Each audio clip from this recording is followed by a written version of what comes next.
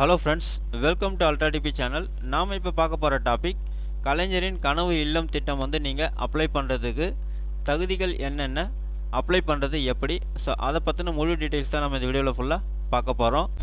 நாம் வீடியோவை பார்க்குறதுக்கு முன்னாடி நீங்கள் இது வரைக்கும் நம்ம சேனலை சப்ஸ்கிரைப் பண்ணலைன்னா மறக்காமல் சப்ஸ்கிரைப் பண்ணிங்க. கூடவே பக்கத்தில் இருக்கக்கூடிய பெல் ஐக்கானை கிளிக் பண்ணி ஆல் அப்படின்ற ஆப்ஷனை செலக்ட் பண்ணிங்க. அப்போ தான் நம்ம சேனலில் போஸ்ட் பண்ணுற எல்லா வீடியோஸினுடைய நோட்டிஃபிகேஷன் உங்களுக்கு உடனே கிடைக்கும்.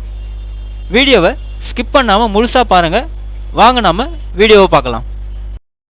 அதாவது தமிழ்நாட்டில் குடிசை இல்லாத வீடுகளாக மாற்ற வேண்டும் என்ற நோக்கத்துடன் தமிழகத்தில் குடிசை வீடுகளிலும் ஓட்டு வீடுகளிலும் வசிப்பவர்களுக்கு, ஏழ்மையான குடும்பத்தில் இருப்பவர்களுக்கு புதிதாக காங்கிரீட் வீடுகள், அதாவது ஆர்சிசி கூரையுடன் கூடிய வீடுகள் காங்கிரீட்டாக கட்டித்தர கலைஞரின் கனவு இல்ல திட்டத்தின் பார்த்தீங்கன்னாக்கா முக்கிய நோக்கம் அப்படின்னு சொல்லியிருக்காங்க.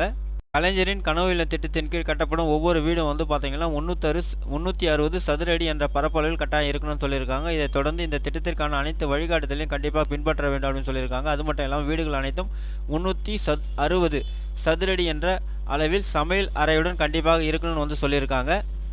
இதில் முக்கியமாக அப்படின்னு பார்த்தோம்னா 300 சதுர அடி பார்த்தீங்கன்னாக்கா ஆர்சிசி கூரையுடன் காங்கிரீட் ஆகவும், மீதம் இருக்கும் 60 சதுரடி தீப்பற்றாத பொருட்களின் மூலம் கூரையாக ஒவ்வொரு பயனாளிக்கும் விருப்பத்திற்கு ஏற்ப அமைத்து கொள்ளலாம் அப்படின்னு சொல்லியிருக்காங்க. அப்போ 360 சதுரடியில் 300 சதுரடி பார்த்தீங்கன்னா 300 சதுரடி ஆர்சிசி கூரையோடு இருக்கணும். 60 சதுரடி பார்த்தீங்கன்னா தீப்பற்றாத பொருட்கள் மூலமா நீங்கள் கூரையாக அமைச்சிக்கலாம் அப்படின்னு சொல்லியிருக்காங்க. இந்த திட்டத்தின் கீழ் கட்டப்படும் ஒவ்வொரு வீட்டிற்கான தொகை அனைத்தும் சேர்த்து ரூபாய் 3,50,000 இருக்க வேண்டும் அப்படின்னு சொல்லியிருக்காங்க. கட்டப்படும் வீட்டின் சுவர்கள் அனைத்தும் செங்கல், ஏசிசி பிளாக் மற்றும் இன்டர்லாக் சிஸ்டம் கொண்ட பொருட்களால் மட்டுமே கட்டாயம் கட்டியிருக்க வேண்டும் அப்படின்னு சொல்லியிருக்காங்க. முக்கியமாக கட்டப்படும் வீட்டின் சுவர்கள் மண்ணால் கட்டியிருக்க கூடாது அப்படின்னு சொல்லியிருக்காங்க. வீடு கட்டுவதற்கான செலவினை குறைக்க பயன்படுத்தும் தொழில்நுட்பங்கள், கட்டுமானங்களை விரைவாக கட்டி முடிக்க பயன்படுத்தப்படும் தொழில்நுட்ப உபகரணங்களை நீங்கள் ஈஸியாக பயன்படுத்திக்கலாம் அப்படின்னு சொல்லியிருக்காங்க. அதற்கான அனுமதி வழங்கப்பட்டுள்ளது அப்படின்னு சொல்லியிருக்காங்க. மேலும் பயனாளிகளை தேர்வு செய்பவர்கள் யார் யார் என்றால், அதாவது இந்த திட்டத்தில் தகுதியான பயனாளிகள் மட்டுமே இணைக்க வேண்டும் என்ற அரசின் முக்கிய நோக்கம் அப்படின்னு சொல்லியிருக்காங்க. அதாவது ஏழ்மை குடும்பத்தை சார்ந்தவர்கள், வீடு இல்லாதவர்கள், குடிசை வீட்டில் இருப்பவர்கள், ஓட்டு வீட்டில் இருப்பவர்கள் மட்டுமே பார்த்தீங்கன்னாக்கா முன்னுரிமை கொடுக்கப்படும் அப்படின்னு சொல்லியிருக்காங்க. ஸோ இதுக்கு நீங்கள் விண்ணப்பிக்க தேவையான ஆவணங்கள் அப்படின்னு எடுத்துக்கிட்டோம் அப்படின்னு பார்த்தீங்கன்னாக்கா உங்களுடைய டாக்குமெண்ட், அதாவது பத்திர நகல் தேவைப்படும். அதே மாதிரி ரேஷன் கார்டு ஜெராக்ஸ் தேவைப்படும், பட்டாச்சிட்டா காப்பி தேவைப்படும், ஆதார் கார்டு தேவைப்படும், உங்களுடைய மொபைல் நம்பர் ஒன்று தேவைப்படும், பாஸ்போர்ட் சைஸ் ஃபோட்டோகிராஃப் தேவைப்படும், பேங்க் அக்கௌண்ட்டு தேவைப்படும், அதாவது வங்கி கணக்கு விவரங்கள் தேவைப்படும். அதே மாதிரி வருமான சான்றிதழ் தேவை, அட்ரஸ் டீட்டெயில்ஸ் உங்களுக்கு தேவை இதை நீங்கள் அப்ளை பண்ணுறதுக்கு.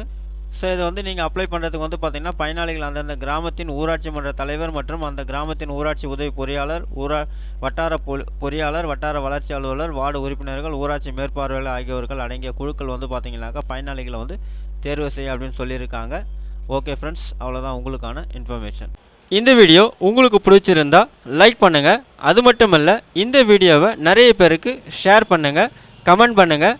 மறக்காமல் நம்ம சேனலை சப்ஸ்கிரைப் பண்ணிங்க. மீண்டும் ஒரு நல்ல வீடியோவில் சந்திப்போம். நன்றி, வணக்கம்.